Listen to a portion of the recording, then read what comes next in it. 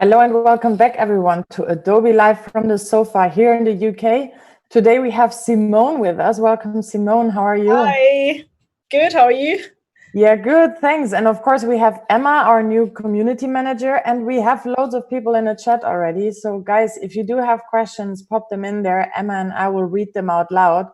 We are here every day, Monday to Friday from noon to 1 p.m. UK time with UK artists and creatives. And today, Simone, what is your profession? Introduce yourself. Okay, so my profession is being a graphic designer actually. And at the side, I'm doing photography.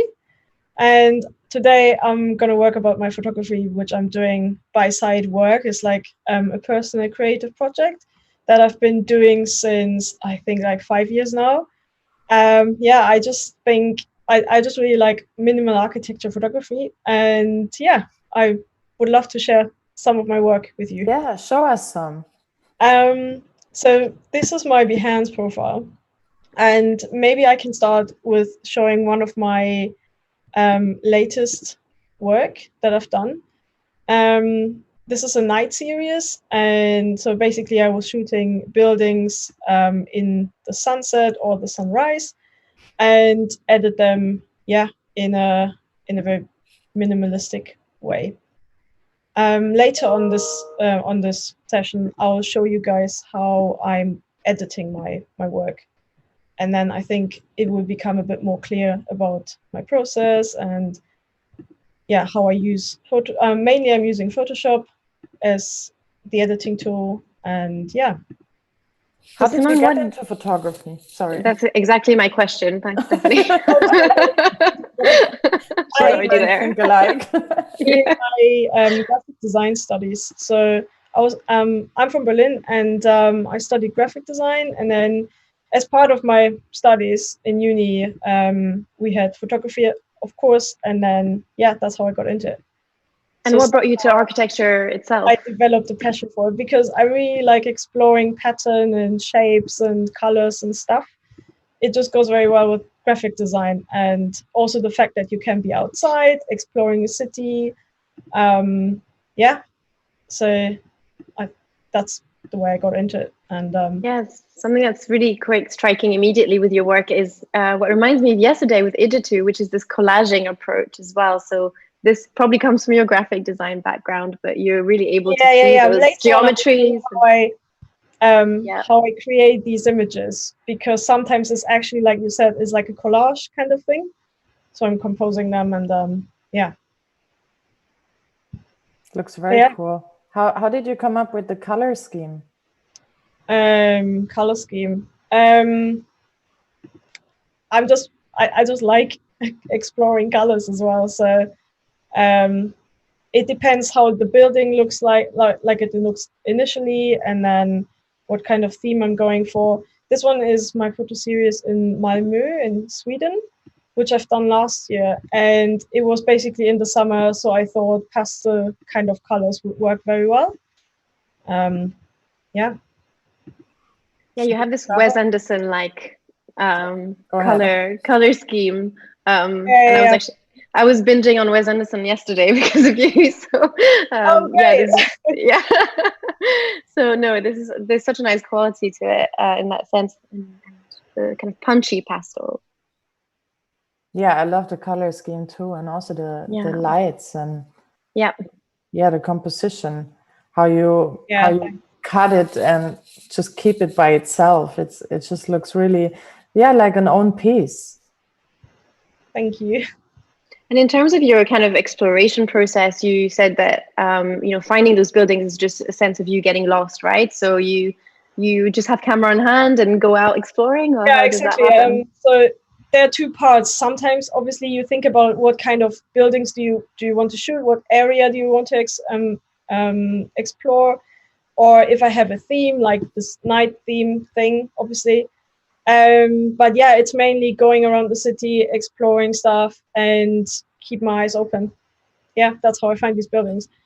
Yeah. Do you travel a lot usually? Like not now, obviously, but usually to take your pictures? I've planned a trip in April, at the beginning of April, going to Rotterdam and Den Haag. I was in Rotterdam 2 years ago, and it was absolutely brilliant with this modern architecture, and it was just amazing. I can actually show what I've done. So this one is my Rotterdam series that I've done 2 years ago, I think now. Yeah, so I planned another trip to Rotterdam, but also I wanted to go to Den Haag. I don't know how to pronounce it properly, but yeah, wanted to go there as they have also a lot of minimal modern architecture, and yeah, just wanted to make a new series, but obviously got cancelled. And do you have a preferred time of day as well to shoot, or is that just usually open? It's not really. I mean, yeah, it depends. It's really helpful if it's sunny outside. If it's cloudy and a bit dark, then the light is not as good, but you can still do some stuff. So. I know you have some storytelling with the canary wasp, so for later. So I know the time of day can sometimes have a bit of magic, right? Yeah. So we'll save that for later. It does affect it a little bit, yes, of course. Yeah. But, in general, I don't have a preferred time, unless it's sunny and it's not raining. We have a question from Sean. He's asking, are you using a tilt shift lens? No, I don't. I don't. I always wanted to get one, but it's it's really expensive, and I don't use one. I do everything post-production in Photoshop basically, and when I take a photo, I try to get the angles as straight as I can, and the rest is just correction in Photoshop. And Harry is asking, what camera do you use? I get asked. I get asked this a lot. I have two at the moment that I'm using. One is the Canon 7D, and the other one is a bit newer, is the Nikon P1000. So it's really cool. It has like a 3000 millimeter zoom. So it's perfect. If you're far away from a building, you can just zoom basically into it. But in general, I would say, to me, as long as you use a decent camera, there's not really like a limit to anything. I think it depends more on the photographer behind the camera rather than the camera you use. So how many pictures do you usually take when you go on a trip to Den Haag or Rotterdam? I would say 150 to 100 maybe. And how many do you Photoshop? I probably reduce it to like 30, 40, something like that. And how long does it take you to create a picture like that? Do you want to show us something, how your process is? Yeah, so maybe we can start doing that. It depends. Sometimes a building is quite quick, so it takes maybe 10, 15 minutes to edit. But sometimes I spend an hour and a half on it. It really depends what I'm doing with the building. Like with this one, I would say it took about an hour, the whole process. And I think it is a good opportunity to show how I do these things. So basically, that's the initial photo. And Simone, you have to tell us a bit about the story of the building, because I know that's important to you as well. Even though you do this collaging approach, you also have this kind of story with it. And this one's quite a cool one I didn't know in London. Yeah, so this one, I don't even know how to call this thing, because I think it's... Me neither. So it's in Vauxhall, for anyone that knows London a bit more. It's in Vauxhall Station on the pavement, maybe like, it's not very an impressive building at all. And I think it's connected to the London Underground system. So it's like an air conditioning exit thing. Yeah, it does look a bit weird, and it's just in the way of the pavement, basically. So yeah, that's my original image where I started with. And so what I'm usually do, I use this tool, which is the polygonal lasso tool. I just call it. Nice try, great. I'm really bad at those tool names, to be honest. And then I would literally zoom in very, very closely and cut it out like this. And that, as you can see, can take up to, depends on the building, it takes a while to cut it out. And when you see the building like this on the street, do you already have an idea of what you're going to be kind of putting together, or how does that process work? Yeah. Sometimes I do, and I'm thinking like, oh my God, this could be amazing if I colorize this and if I do this and this and this. But sometimes it's the opposite round. You see a building and you think, oh, that looks really interesting. And you take a picture of it and then you look at it on screen again. And it just looks completely different as you were thought it would look like. But then it inspires you in a different way. So it's kind of like, oh, yeah, I remember taking this picture, and then I thought I would do this and this and this. But actually, that doesn't really work with this image, but I can do something else. So that also obviously increases the time I'm spending on the image. Yeah. So the new object selection tool work on your architecture? Does it recognize the new object selection tool that came out at Max? The new, oh, you mean yeah, it's where is it? This one? No, I don't use that one. No, not this one. It's in which one is it? It's in the same as the quick selection tool and the magic wand tool. So when you press W on your keyboard. Yeah. No, I don't use this at all. I use this in my graphic design job a lot because it's very helpful. But with my building selection, I'd rather actually use the polygon lasso. It just, yeah, that's my preferred tool. So after I cut out these things, I apply a mask to it and isolate the object from the rest of the environment, basically.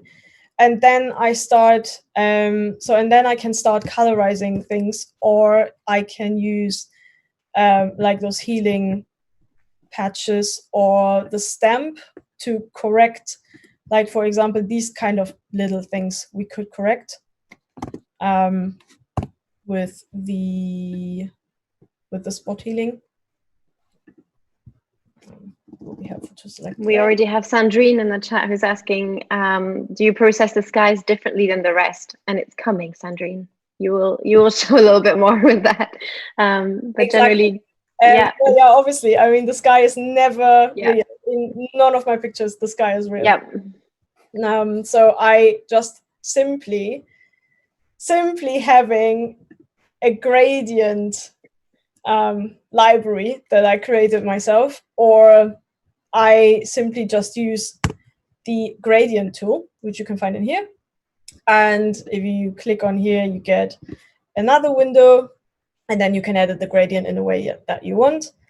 And then, yeah, I just would, if we do another layer, I would just create a gradient, and that's it.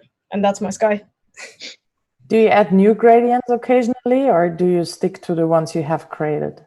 I always use new gradients. So it's very rare that images have the same gradients, just for variety.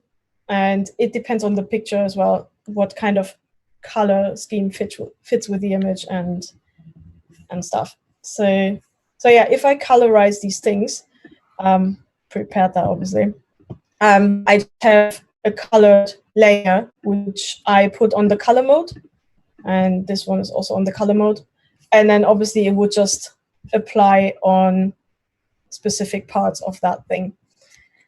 And basically what I did, I just copied the object 4 times, and in the end I would just have my gradient layer and another curves to make it a bit more brighter and a bit more contrasty. And that's how I get to the final image in most cases. Yeah. I mean, it sounds so simple when you say that. Yeah, exactly. And I'm like, the eye is just amazing. These things around, yeah, as much as I want, and I could, I don't know, I could have like, I could make this bigger if I wanted to.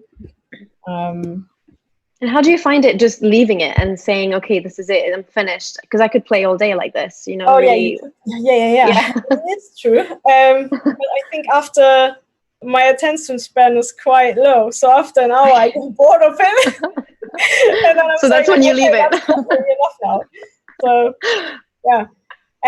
No, I mean, you kind of figure out what you want, and then you just keep going until it's done. And do you sometimes go back to some of those buildings that you've shot and thought, well, I could be doing something else with this, and created something completely different? I pass a lot of buildings that I've shooted already, obviously. Yeah. And then I'm thinking like, oh, if I change my point of view, like if I stand on the other bridge, like 300 meters away, the building look completely different. So I think perspective is also a very, very important part of this photography. Yeah, and then I'm thinking like, oh, maybe I should shoot it again. But on the other hand, I think like, why should I shoot it again? I did it already, so I would rather prefer shooting new ones. And how do you get the idea to copy it and twist it around and make it a completely different building in a way? This looks like a tower almost, even though it was just a ventilator, right? Yeah, exactly. It's just playing around. I mean, it's a combination of thinking of seeing things different and then playing around as well. So sometimes you just have to have a play with it and just let your creative mind just be free. Yeah, I mean, we can go through these 3 images if you like. Yeah. Yeah, great little series. Yeah, you have in store. Yeah. So these are from my new series, and this is the same building. So I wanted to share this because it's literally the same building taken on the same day. And this is in London, right? This is in Canary Wharf. Yeah, this is in London. So yeah, coming back to the Canary Wharf sunset story. Yeah. It does. So the time does affect how buildings look like, obviously, because if you shoot in the sunset, sometimes the light is reflected on buildings. It depends on their surfaces, obviously, and so the building can look in a different way. So with this one, it is really, really cool because I don't know how many people see this and know Canary Wharf, but if you see Canary Wharf in the sunset, it looks like it's on fire. If it's a good sunset, and it just reflects all the red sunlight, and it just glows. So as you can see, this one, so these images are taken in a different stage of the sunset. And to show what I did with them, I think we should start with the initial image, which is actually this one. So this is the one that I took the latest, so when the sun was already down, I think. You can still see some reflections of the light and everything, but it's not as glowing as this one. So yeah, what I did, as you can see also, the building is not finished, but it doesn't matter at this stage because I know I'm going to cut it off. You will finish it. The magic Simone. Yeah, it doesn't really matter to me sometimes. It's just like, yeah, okay, they're still building it, but who cares? Yeah, so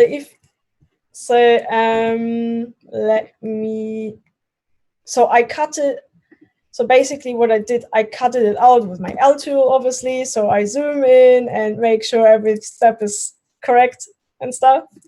And what it's left is basically the building.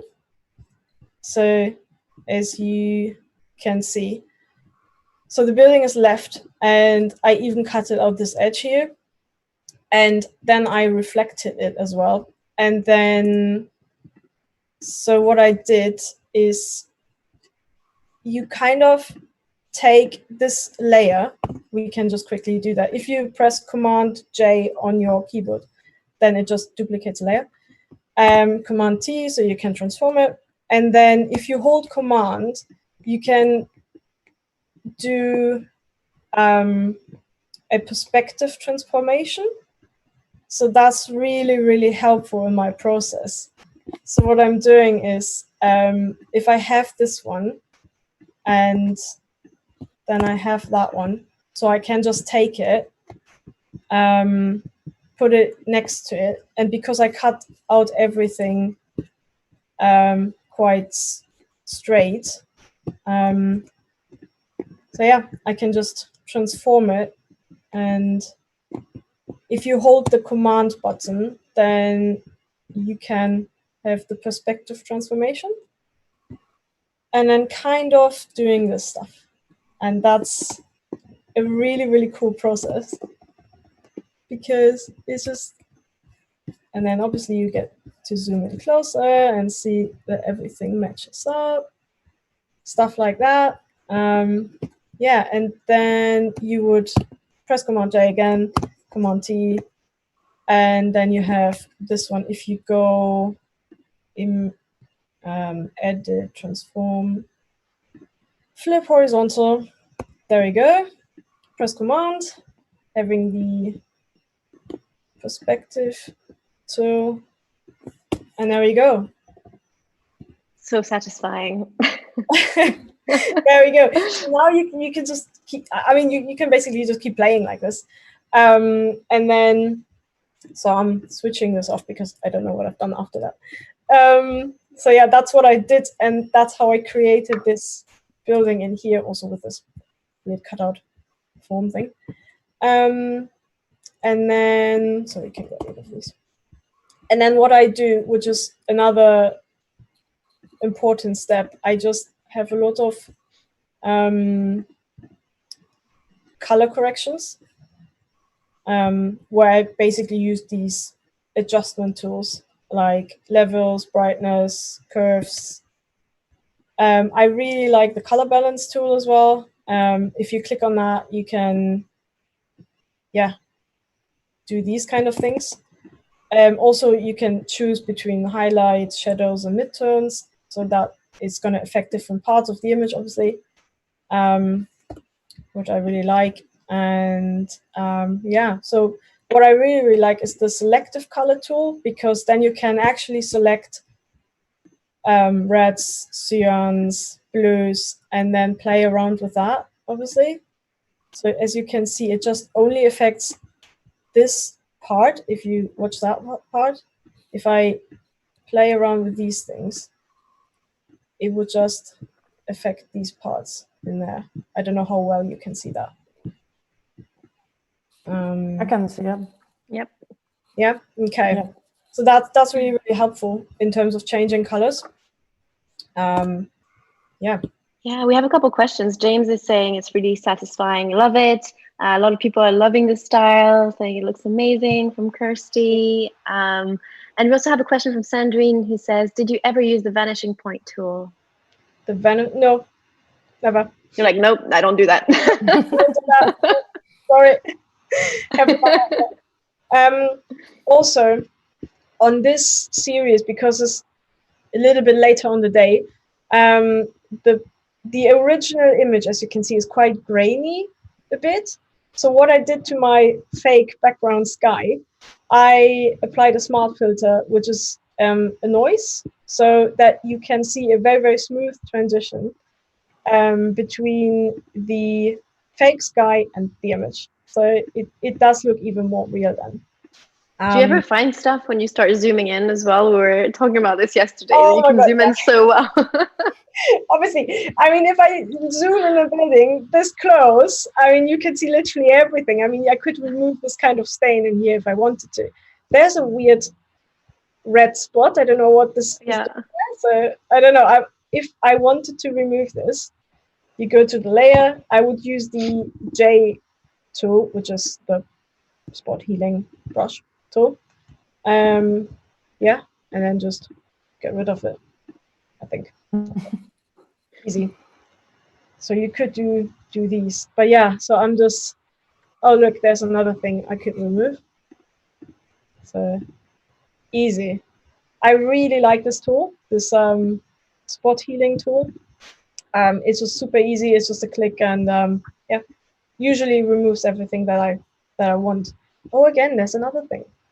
Just make sure you are on it, because I have different layers for these different sides. Sometimes I'm using the brush and then it doesn't really do anything because you're on a different layer. So stuff like that. Nice. So yeah, and then with the gradient, I created a smart object, where I have two different gradients on top of each other, just to make it a bit more like a rounded gradient, but not completely, if that makes sense. And what is really, really helpful is so you can create your own gradients in the library and everything. So if you literally just click here, you have this gradient, and you can change it that easy. Super, super helpful. And if you double click on it, so you get this gradient window where you can choose between different kind of gradient styles, like wherever you want, basically. So usually I go for linear or radial, and then yeah, you can just click OK, and then you can just use your mouse and maybe and then you can just put it everywhere on the thing. Also, you can scale it up if you like, so it gets a bigger blur. Reverse is super helpful with this, so you can adjust gradients quite easy.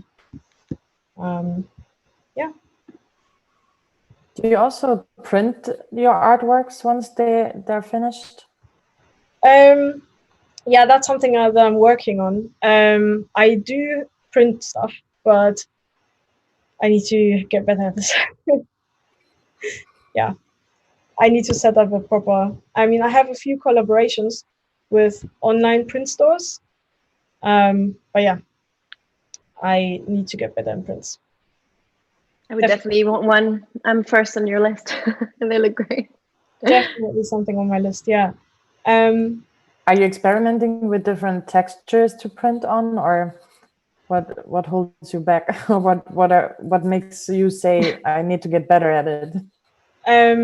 It's not that I'm experimenting with different textures. I really like an open paper, but I just need to set up a proper online store with my prints and stuff. So haven't really been doing this at the moment so far. So yeah. Be confident. I mean, Stephanie and I are 100% on board with this. You should definitely do it. I just wonder how it looks once it's printed, because when you change it to CMYK, because you have been using like all these different extreme colors and stuff. So how does it change when you change it to CMYK? It does look really good in print, to be honest. Without saying anything, but it does look really, really close to what you see on screen, actually. So yeah. Is there a technique that you use on purpose to keep it like that, or it just happened to be like that? No, not really. Okay, lucky you. Yeah. Do you know more about the buildings that you're taking pictures of, or is it more like you pass by and you take a picture, but you don't really know? It's more the second one that I pass by and take. No, actually, Simone, you have the Liberty one that you were showing. Maybe you want to show that you were showing me yesterday. I do have the Liberty. And that's a little bit of history as well. So it does have a little bit of history. Where we go? I mean, more than Liberty, you obviously now have there. This one's it's brilliant. Thank you. So yeah, what I did with this one, as I showed in my previous image, I isolated half of this, so it's actually reflected, and then I just reflected it, put the background in. Also, the selective color is helping really, really well with these windows in here. So you can actually just select the cyans and make them brighter, make them a bit more greenish rather than reddish. And so that's the story behind it, I think. Yeah, it's a personal favorite, so I wanted to see it again. No, I really like it. It's nice. Pretty cool. Yeah, do you want to go on with the process as well with the sunset so story? Same building, but different edit. If I switch off all these layers and the mask, so that's pretty much it. Does look pretty much the same. It does look pretty much the same as this one, because I haven't really been moving. I mean, I'm staying in pretty much the same spot. And this one is taken before the red bit of, I mean, before the actual sunset. So I was still waiting for the sunset to actually come. And as you can see, there's a really nice cloud reflection in there. So it's really interesting. I think this building is just really, really nice because it just has the whole surface is like the whole facade is just glass. So it reflects basically everything. So yeah, I think it's really interesting. It depends on daylight and what time of the day. And yeah, it's just amazing. I really How long like did you wait between each photo? How much time was like kind of not that passed? long. I mean, Okay. maybe half an hour. In total, maybe 40 minutes in total, but not longer than that. Yeah. So again, I would zoom in and use my lasso, and just, there we go. And then we'll just really meticulous, like select everything and stuff, which takes ages. This one is quite a good one. It is just really easy, but if you have buildings like, this one is a bit more complicated to select everything, but yeah, this one is quite easy. And then I would just apply a mask to it as always, and then I can basically do whatever I want with this one. And this one that's what I'm saying. Like, this is pretty fast. So I isolate it from the rest of the image. I apply a few grade curves and color adjustment tools, and then I have my gradient and then I have my sky. So that's taking maybe 20 minutes of editing, not longer. So that's what I'm saying. Like, with this one, it took a bit longer to do everything because I had to do the perspective and stuff like that. But this one is pretty straightforward. And then also, so the original image, if you see, there's just the reflection of the building that is next to it. So, and I think it just needs to have a bit of correction. So what I do is, so for this kind of things, I use my L tool, select an area. I'm just doing this quite roughly. Command C, Command V, copy and paste. And then I would just move it downwards. So if I switch this one off, I would just move it down, and then I can transform this again with pressing the command button on the Mac, and have the perspective thing, and then I can just adjust it like this. So yeah, that's how I get rid of the shadow that I don't really want in the image. You Also, sometimes get dizzy while you're working. huh? You sometimes get dizzy while you're working because this is all these lines. I know. This is crazy. How do you keep track which layer is? That's what I'm saying. Like, I zoom literally in like this and check every single line if it's working. Yeah. You can see it starts to not work around here. So we have to move this up a bit. What is also what I want to show on this at the stage is, if you have the wrapping tool, so you go transform and then wrap. If you hold the option, so the old button, you can create new segments, or just segments basically, and then you can move things inside that segment, and the other things, they will just keep straight, which is amazing. So I've been waiting for this tool a long time. Yeah, you were saying yesterday, I've been waiting my whole life, so this is what it is. This makes it so easy. So I can just literally how to say that, like I can stop these areas from moving while I can adjust just these two segments here. So that's amazing. So we have a couple questions like still going.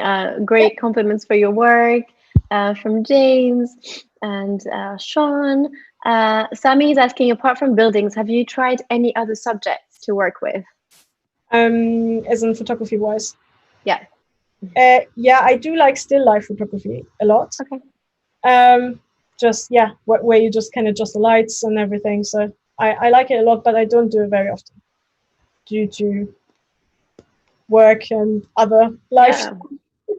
I think. But I actually do have a project where I did a bit of still life photography for this project in here. So so all the fruit and the veg that you can see here is I spray painted it white and then I photographed it. Wow. It looks almost like a hands-on 3D approach. rendering, doesn't it? Thank you. I do like still life photography. Have you ever tried 3D? But not doing it very regularly. Have you ever tried 3D? Have I ever tried 3D, like any 3D? 3D stuff? No, I never. I mean, we had a course during my studies, and that was pretty much it. And I was like, okay, I'm out. It's pretty cool because really with some of your artworks, I really wouldn't be able to tell whether it's a real picture that it stems from or if it's a 3D rendering of something. Thank you. It looks really no, nothing is 3D. It's all real. I mean, it's real, except for the sky. Yeah. And you can never really tell if the building actually exists like this or not. So yeah. But it's based on a real image. That's what I'm saying. Is it easier to work with these towers or like the House of Liberty that you just showed, because it looks like with more curves, and I imagine that's harder to cut out? Yeah, definitely. So yeah, definitely easier. I mean, like also the Salisbury or something.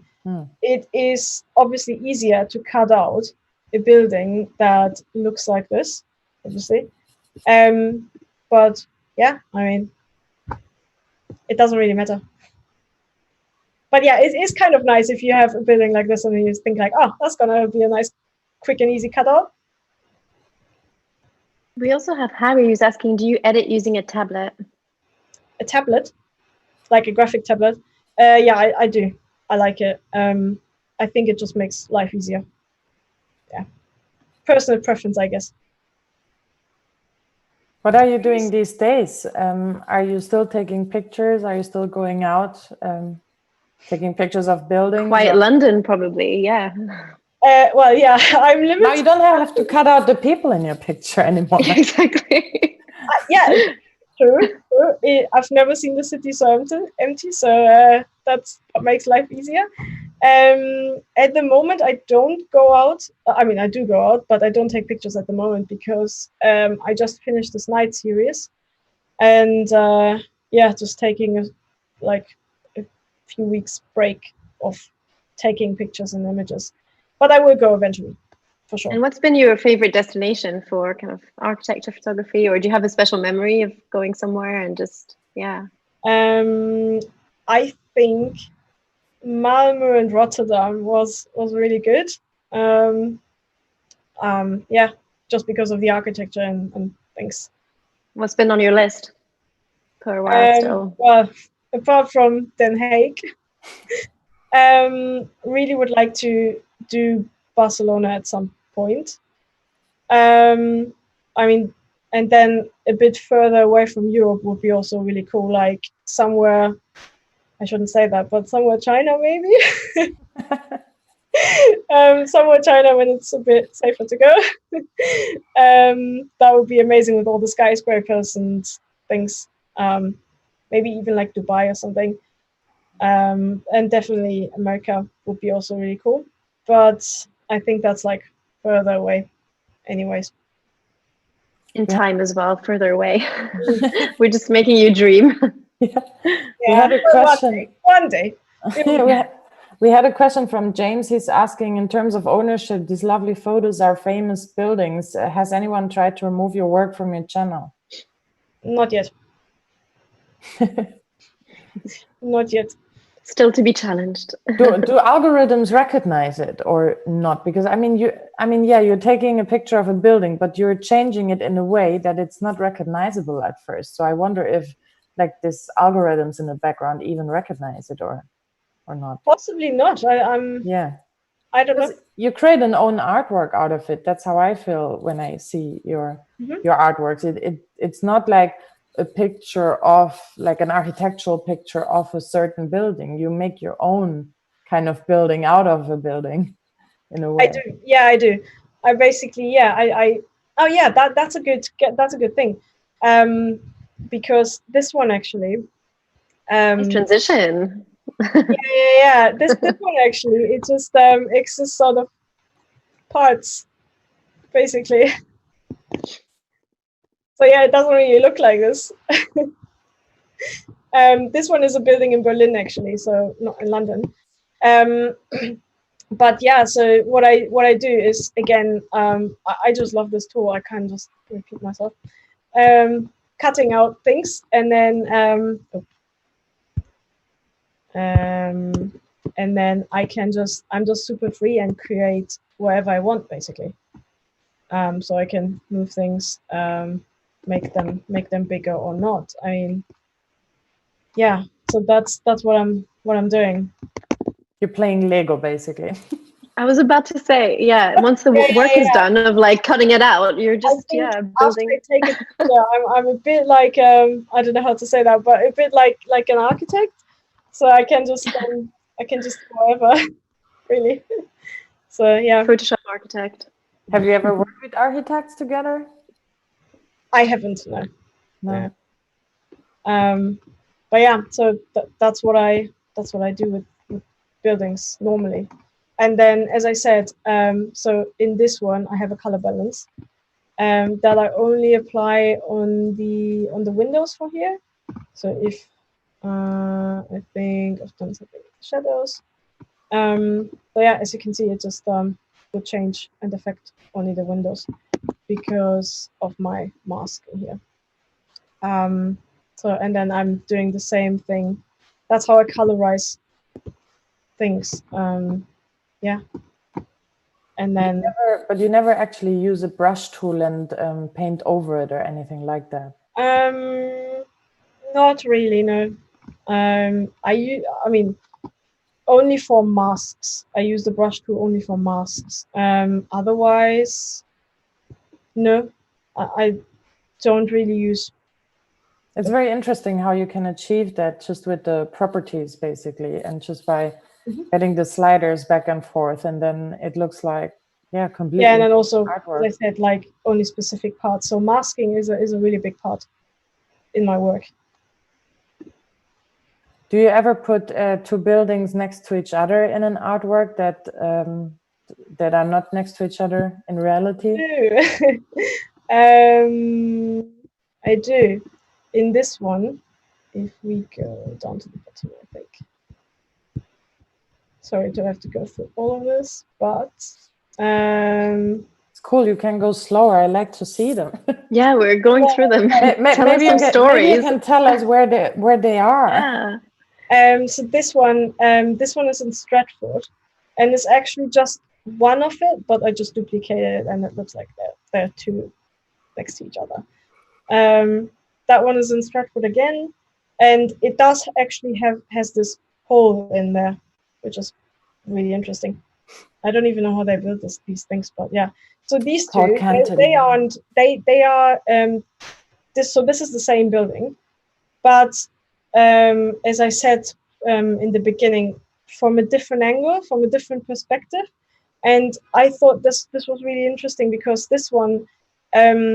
Again, I went out in the sunset, so the lighting changed quite quickly. And this one had, from the point where I was standing in for this image, that reflected all the sunlight. And then on this one, I think it was a bit later, and there wasn't any sunlight anymore, but it still has this kind of red, bluish gradient kind of thing. And then I just find it very interesting to combine those two, because this one is from a red to blue gradient, and this one is from a blue to like yellowish gradient. So I thought that would be, just combine them. Looks But almost yeah, painted, as if you painted it in Illustrator. Yeah. So I This one do as well. have buildings next to each other that aren't really, but yeah. Where are these buildings?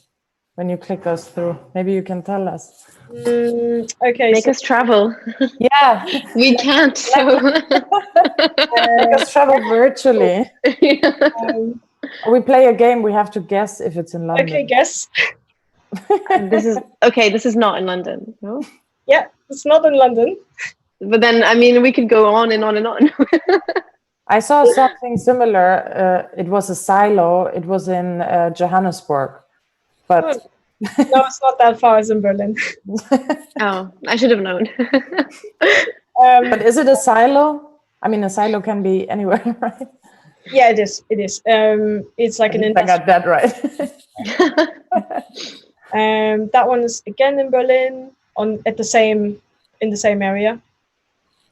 That one. Yeah, it's like this industrial look really fits it, because you have those shapes, right? And also, someone was mentioning metal in the Behance chat earlier on, and there's something kind of metallic about it in some of the ways you have your sky set up.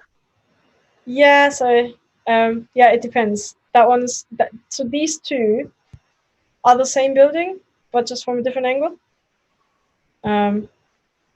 Just a different edit. Again, I cutted out these parts, so it's kind of like I cutted out this part and then reflected it. So this one is reflected, and then copy and paste the building next to it. So that's how I got to it. And the actual building is just only this one, and then I created the second and the third one. Looks like it's been 3D printed, or yeah, it looks plastic. Like an architectural model. And that one is the same building again, just again in a different way, edited. Like a spaceship. It's you create this atmosphere as well, which is incredible. It looks so easy, like Stephanie said, but I think you wouldn't be able to match that. So effortless, natural. Yeah. Thanks. With this one, I created a fake sun. I mean, it was actually a really cloudy day when I shoot this one, but then I used like one of like the curve and level layers and stuff to make one of the sides brighter than the other one, so it does kind of look if there's a sun coming from the side, but there is no sun actually. Looks very interesting. Where is that? It's still the same area. It's the same as this one. So do you make series usually? Yeah, I do. So usually out of either cities or different themes. So this one is my night theme, but then I also have like city themes and stuff. So yeah. Do you ever definitely the best? Sorry. No, go ahead. Do you ever really shoot at night, or never? Yeah. Never. It's hard. It's hard. It's hard. Yeah. No. I usually go special lenses for that. Early evening, but it's always bright outside. So yeah. Yeah. I think you're in the best place in London, because James is saying the great thing is you'll never run out of buildings to shoot in a continually developing London. So you go out your house and there's something else that's just been built up, right? It's actually true, yeah. London is so big, so I don't really run out of buildings. It's true. But yeah. And Sarah is asking... Oh, yeah, go ahead. Yeah, where are you going? Do you always ground your buildings and keep them the right way up? Oh, yes. Yeah, I do. Yeah.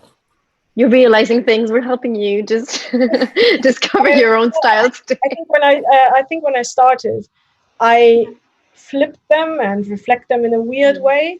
but then I realized it doesn't really work. So yes, I keep them as they are. And you say when you started, when was that? How long have you been doing this kind of style? I started in like 2014 with this. Wow. So if you're on my Instagram and you scroll right down to the bottom, and you can see my first pieces that I've done, and then you will know what I mean. It's great to keep those in archive, just to look back.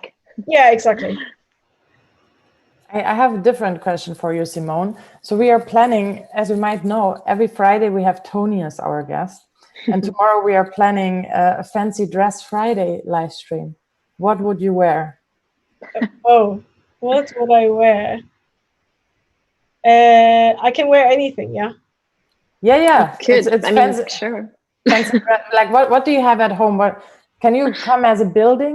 I was about to say a construction worker. I'm not come as a building, but I have a really cool jacket that is actually reflecting like one of my buildings. So that'd be awesome.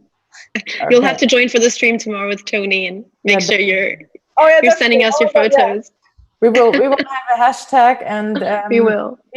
People in the chat tune in tomorrow and use that hashtag. Take a picture of yourself watching the live stream and upload it to either Instagram or Twitter and hashtag it with our hashtag. Yeah, Rufus, you'll have to share this hashtag in the chat. Make sure that everyone's involved. Oh, Tim has shared it already. Tim just shared it. Friday stream. So I have one day to prepare myself. Okay. That's it. Not quick enough for Amazon, unfortunately. You just grab whatever you can find. You have to grab what is at home. What I have at home, because otherwise nothing will arrive. This is a sustainable. DIY. It's a sustainable stream. We wear what we have. Recycling. We love it. Yeah. Going back to your work, Sean is asking, what's your reason for the empty space? Do you find that important to give, the building some justice, I guess? Less is more. Yeah, there you go. As a designer, less is more, definitely. And it just keep it minimal and let the building room to breathe. So do you go to Canary Wharf most of the time because there are the towers? No, it depends. I mean, as soon as I've been quite a lot of times to Canary Wharf, obviously, because I also live close to it. So it's very tempting to go. But I'm trying to keep it, to keep variations and go to different locations, because you never know, even, like, oh, I'm going to go to the Shard, but then you go around the Shard. And even like in a backyard, you find something really, really cool that you wouldn't expect it. So that's a really important part of my work, that I'm just keeping my mind open for whatever I find. Because behind every corner there can be something cool, and it depends a lot on perspective and stuff. So yeah. Do you always take the picture from the street level, or do you ever go inside buildings and take a picture from above towards other buildings? Usually street level. Yeah. Nice and easy. You don't need to ask for access or anything. Yeah, no. It would make things super complicated, and it would take a long time to get access to buildings, maybe, or to go to a rooftop and something. So no, I keep it on the street. I just imagine it would be less work for you if you could shoot the picture straight rather than making the proportion in Photoshop afterwards. The more far you away from a building, the less weird perspective it has. So that's what I said about this camera. It's just super cool because you can just zoom for like a building that's like 300-400 meters away. It doesn't matter really. You can just zoom into it, and then you have lots of straight lines already. So that's really good. I did work in Canary Wharf for 3 months once. I was based on a client side, and I was in the One Canada Square Tower. So I saw everything from above, and that's why I'm just wondering, because I took, just with my mobile phone, but I took a lot of pictures from above, and it was all from that perspective. It was just all straight. I did not have to do anything in Photoshop. It was just because it was already that height. You know what I mean? Yeah. It was just. Is that something you actually do much with your phone, Simone, or are you always with your camera? Do you use kind of Lightroom on the go, or is it really a process that you follow? No, I usually have one of my cameras with me if I go shooting, if I take some new pictures, some new images, because iPhone or in general phones, there's not enough quality to actually zoom in the end. Phones got better, obviously, but no, I prefer, I have a proper zoom on these ones. So. Yeah. The problem I imagine is probably because it's so far away. So if you take a picture with your phone and you zoom in, you don't have the texture. It's a digital zoom, and it's just you have too much distortion. Yeah. Yeah. We have a really good question from Sarah, who's asking, do you get commissions from historical sites, such as heritage sites like Stonehenge, etc.? Oh, no, I don't. Would you do it? Oh, I would love to. Yeah. Why not? Great. This is a shout out. Imagine Stonehenge would kind of, no, that would look really cool. Have you ever done castles?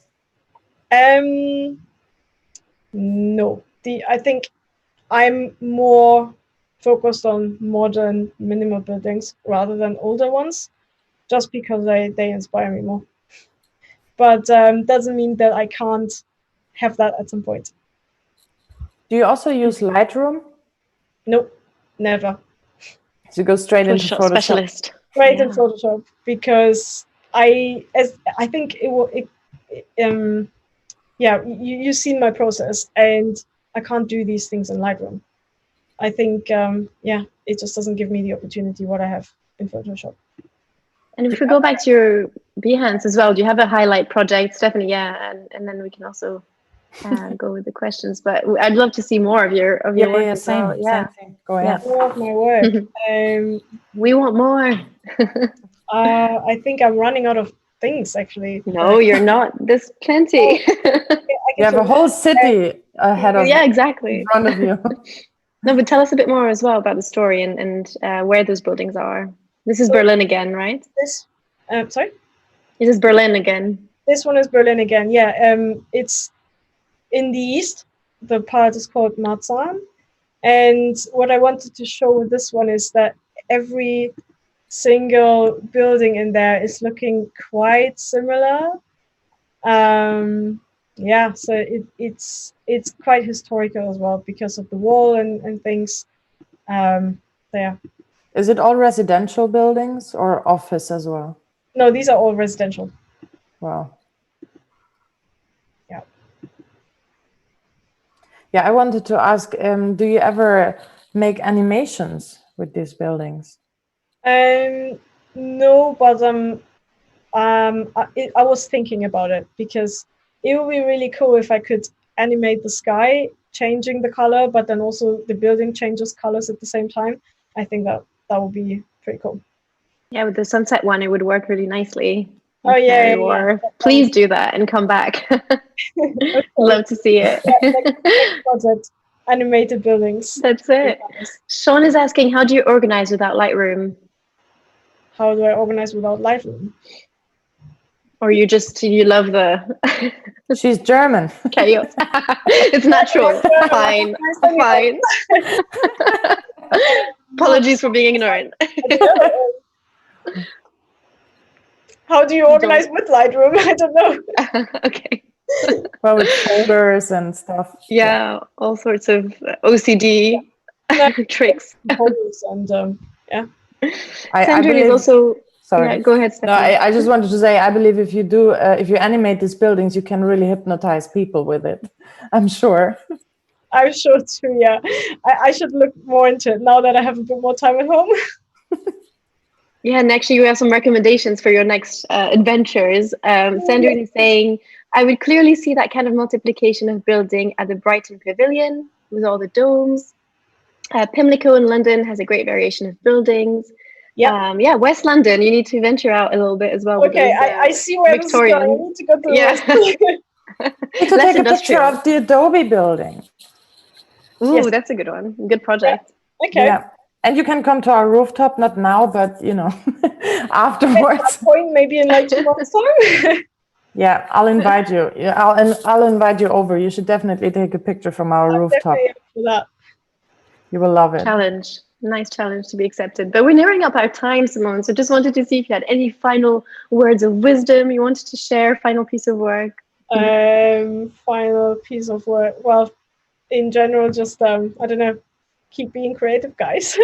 Nice. Yeah, you have to plan your next walk. Yeah, definitely. Well, thank you so much. Thanks for joining us and sharing. What's that? It's gonna be in West London then. It will be, exactly. We'll make sure and check in with you and want to see a bit more work from you because we absolutely loved it. Right, Stephanie? It was a great session again today. Amazing compositions, really enjoyed it, and impressive like where you get the creativity from to transform the buildings in a way that, yeah, it's just artistic. So very well done, Simone.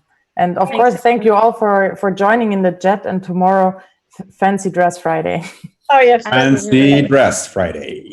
We have Rufus, who's very keen on that. And obviously Tony, who will be joining us. Thank you again, Simone and Stephanie, for being here, co-hosting with me every day from 12 to 1.